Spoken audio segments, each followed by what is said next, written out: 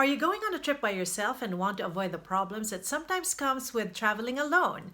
I'm going to give you some tips on how to survive solo travel, especially if you're a woman, so you can enjoy your trip to the fullest.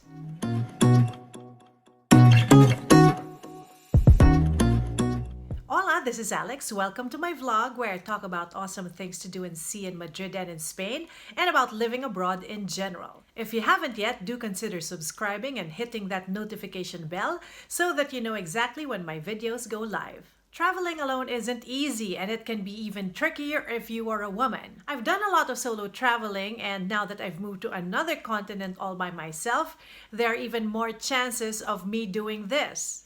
It can be a lot of fun, but it can also be not so fun if you're not so prepared for it. It does have a lot of rewards, but it also has its share of challenges. And I know I've been lucky in that I have never had any major problems in all the time that I've been doing this. However, it's not just luck. There are many things I keep in mind so that I can be safe during my trip. For this video, I got some help from my friend Lillian, who's an expert traveler. She went on a round-the-world trip a few years ago, and it lasted more than a year. She's been to a total of 64 countries, and this number just keeps going up. She has a travel blog called Wanderlust, and she also has a vlog. And I'm going to put links to those in the description below. Lillian is also my diving buddy, and we've gone on many scuba diving trips together. The last one was in Fiji, and I even have a short video of our encounter there with a tiger shark. She's traveled solo so many times, so that's why I thought of inviting her to do this collaboration so we can learn from her travels. Hi everyone, and hi Alex.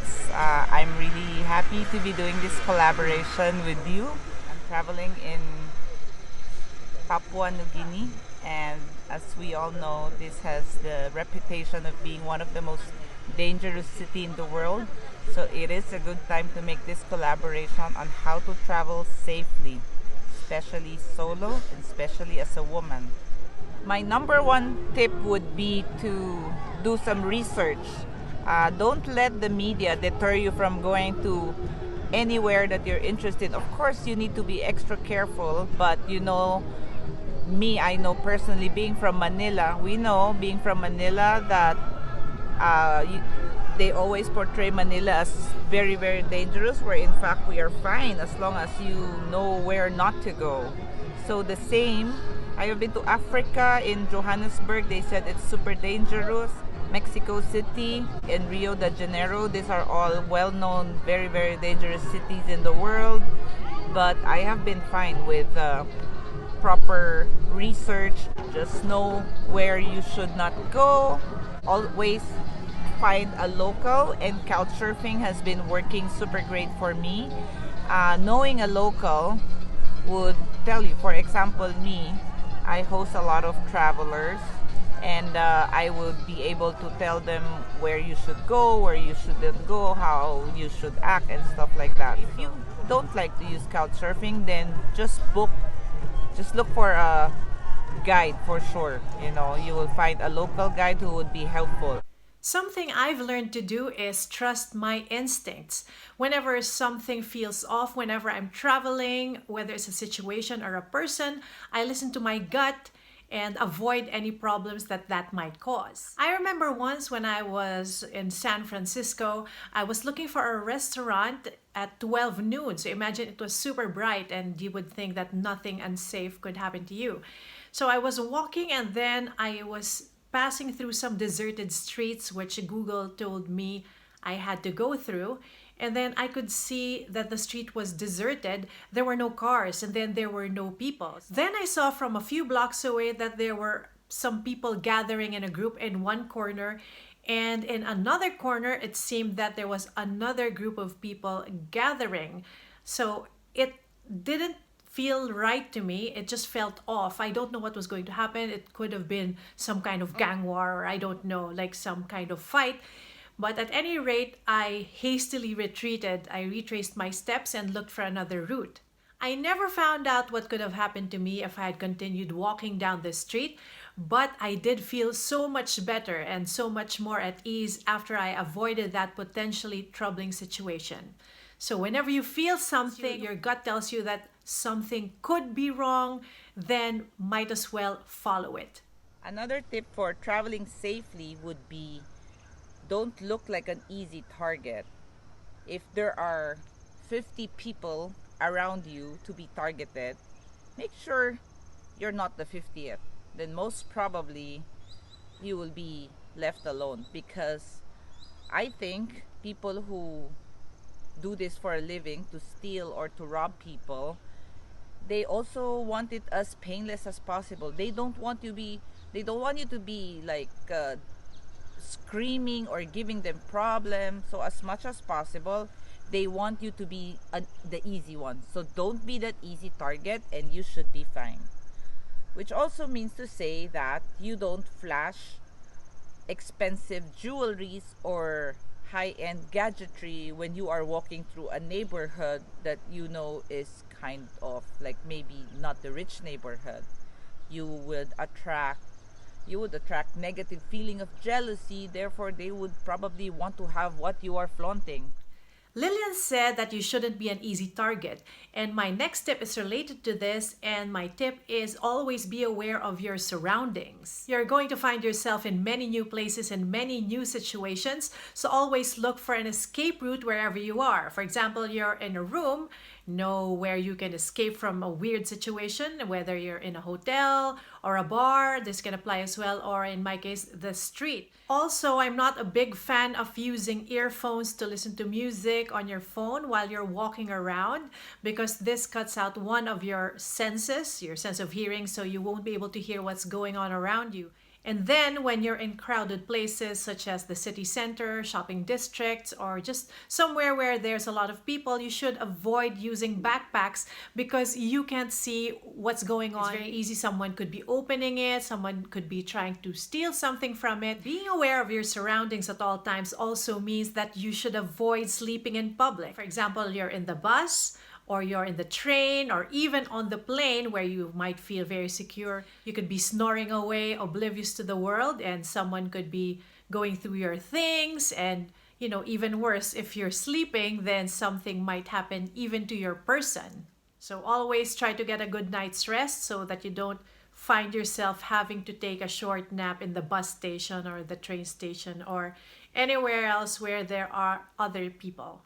Still related to being aware of your surroundings at all times is don't ever, ever, ever get drunk, especially if you're a woman, I think. It's very hard to be aware, alert, and it's very hard to know what's going on around you if you are totally wasted. So maybe in your travels, you've met some people that you think are your friends, but you're in a foreign country and basically on your own. So something could happen that could easily separate you from your new friends. So just don't do it. Just don't get drunk. Drink in moderation, maybe a glass of wine, a bottle of beer, and that's it. Always let somebody know your whereabouts at all times, especially if you're going to be off grid or going to be in a city where it is known to be dangerous. Let them know your hotel, or especially if you're couch surfing, then you would want to give your family an address of where you're staying.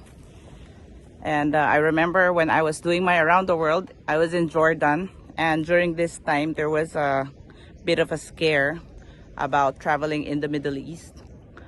I did a 3-day tour in Wadi Rum, and I was off grid for that time, no internet and no phone signal. So when I came back, I got all these messages from my sister, kind of in a state of panic. This is also like, in the end, we created a group so I can advise them where my whereabouts at all times, if I'm going to be out of signal and stuff like that. And my friend, one of my friends said, this is why he's super active in social media. He said he always posts like where he is because he travels solo all the time. So as morbid as it sounds, this is he wants that to be his last seen in photo. I mean, because it does happen, we hear about traveler gone missing and have never been heard of again. So in the off chance that it happens, you would want your family or loved one to help them find you, to have a starting point. A lot of women have a hard time saying no, and this varies from culture to culture, from country to country. But you have to practice saying no even if you think it's to the point of rudeness. Sometimes your well being is at stake. Whether there's someone who's aggressively selling you some kind of souvenir or some insistent person trying to buy you a drink. That's why it helps to learn this particular word in the local language of the country where you're visiting. I was in Paris once, and this woman was insistently asking me for a donation to some cause. She even had like a paper to put my name and my signature and the amount I gave. So, I mean, I had a feeling it was a scam, but I just decided, yeah, I couldn't say no. So I gave her a few coins. And then after this, she said, oh, there's a minimum donation. Look at this paper. Some people gave X amount, X amount, and X amount. So after this point, I decided I have to say no. I mean, I didn't even want to give her those few coins at the start because I felt it was a scam. But then I said, okay, that's going to be my good deed of the day. And then she insisted on asking for more. And that's the only time that I was able to say no. So this is one skill that you must bring with you on your solo travels, especially as a woman. Do you have any travel tips and tricks you'd like to share? Do write them down in the comment section below. Hit that like button and don't forget to subscribe. Until next time, ciao chicos! Keep safe and travel on, people.